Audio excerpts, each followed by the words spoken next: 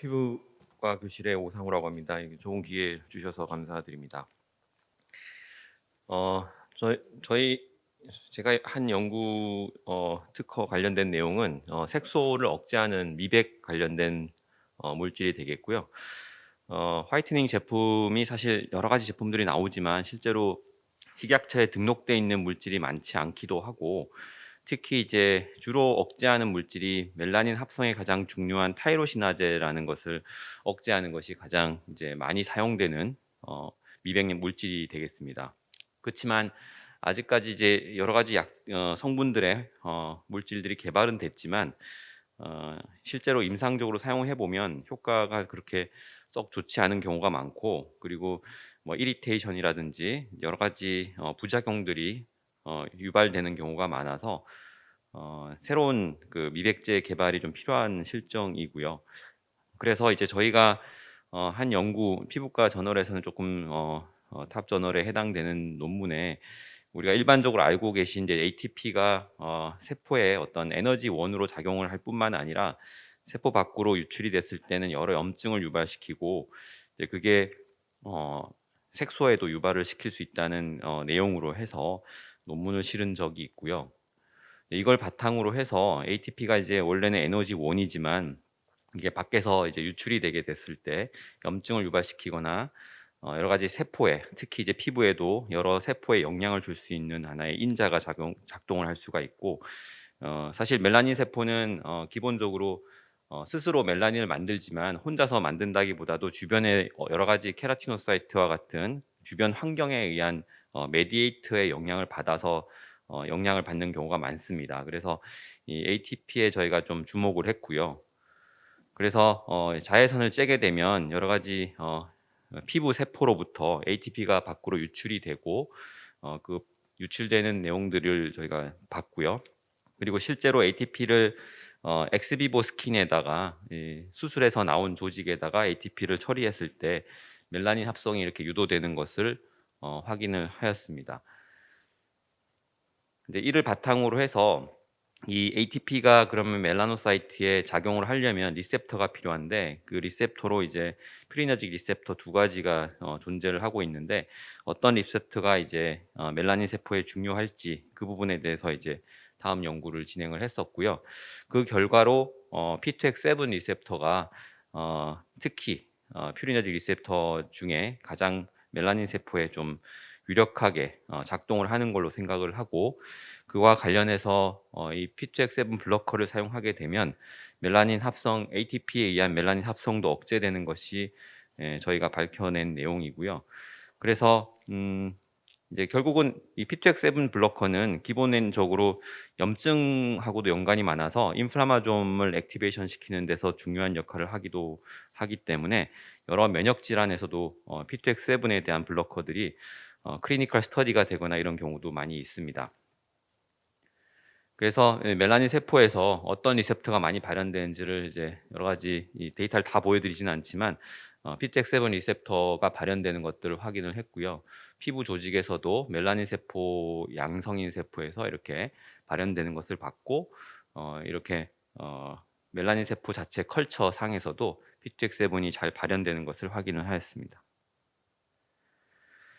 그 이후에 기존에 알려져 있는 P2X7 블러커라고 알려져 있는 물질을 조금 구입을 해서 실제로 ATP에 의한 멜라닌 합성이 억제되는지를 검증 작업을 했고, 이 부분에 대해서 논문을 저희가 작성을 했었고요. 보시다시피 ATP를 치시면 이제 멜라닌 합성이 유도가 됐던 것들이 이 블러커, 기존에 알려져 있는 블러커 말고 이제 또 새로 저희가 구입한 블러커에서도 멜라닌 합성이 억제되는 것을 확인을 했었고요.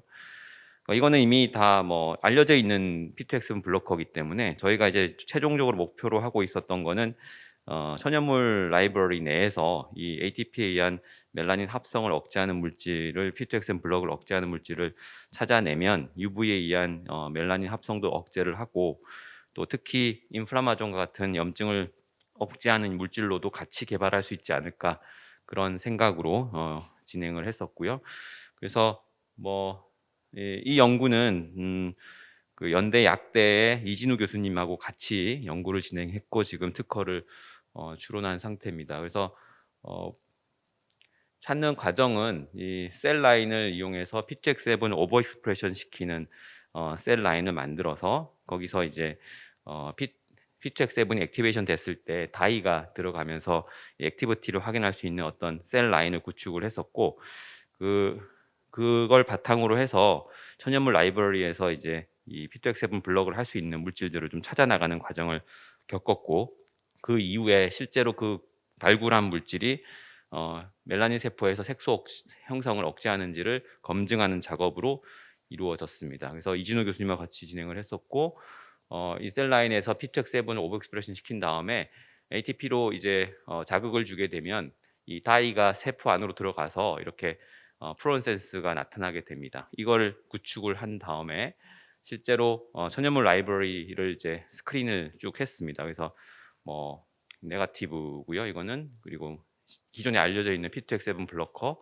그리고 여러 가지 천연물 라이브러리를 이제 쭉 깔아가지고 블럭이 되는 물질을 찾는 과정을 겪었고요. 그래서 한국 천연물 그 케미칼 뱅크에서 962종을 대상으로 해서 이렇게 P2X7은 블럭을 잘 되는 물질을 이제 골라냈고, 그 중에 저희가 이제 관심을 좀 가진 거는 여러 물질이 나왔지만 세븐디지라는 물질을 대표적으로 저희가 골랐습니다. 세븐디지라는 물질은 보시다시피 ATP를 쳤을 때는 칼슘 시그널링이 P2X7을 통해서 많이 들어가는 걸 볼 수가 있는데, 이제 블러커를 치게 되면은 이렇게 좀 떨어지는 것을 확인할 수가 있었고요. 이건 이제 멜라닌 세포에서 본 겁니다.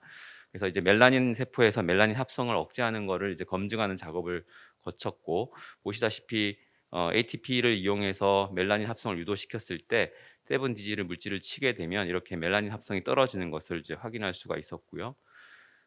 실제 그리고 멜라닌 합성에 중요한 여러 가지 그 시그널들이 있습니다. 뭐 특히 아까 말씀드린 타이로시나제도 중요하고, 뭐 여러 가지 그 트랜스크립션 팩터도 있고, 멜라닌 합성에 중요한 타이로시나제 엔자임 액티비티를 보기도 하고, 그래서 ATP에서 늘어났던 여러 가지 멜라닌 합성과 관련된 물질들이 이 세븐디를 치면 떨어지는 것을 이제 저희가 확인을 했고요. 마찬가지로 이제 그 시그널도 이제 체크를 했는데, 보통 멜라닌 합성에 중요한 시그널들이 뭐 크랩 패스웨이라든지 PKC, PKA 패스웨이들이 중요한데, 그런 것들도 같이 떨어지는 것을 저희가 확인을 했고요. 근데 이제 새로운 거는 ATP가 사실 멜라닌 합성에 중요하다고 저희가 말씀을 드리긴 했지만, ATP만 멜라닌 합성을 유도하는 것이 아니라 기본적으로 여러 물질이 합성을 유도할 수 있기 때문에 그냥 ATP가 없는 상황에서 멜라닌 합성이 억제되는지를 확인을 했습니다. 그랬더니 그냥 단독으로 이 물질을 쳤을 때도 멜라닌 합성이 억제되는 것을 확인했고, 세포의 서바이벌이나 손상을 전혀 주지 않는 것을 확인을 했습니다. 그래서 이제 ATP가 없는 상황에서 이렇게 다시 한번 검증 작업을 거쳤고, 그 과정에서 ATP가 없더라도 이 세븐디지가 기존적으로 이제 멜라닌 세포에 있는 멜라닌 합성들을 전반적으로 떨어뜨리고,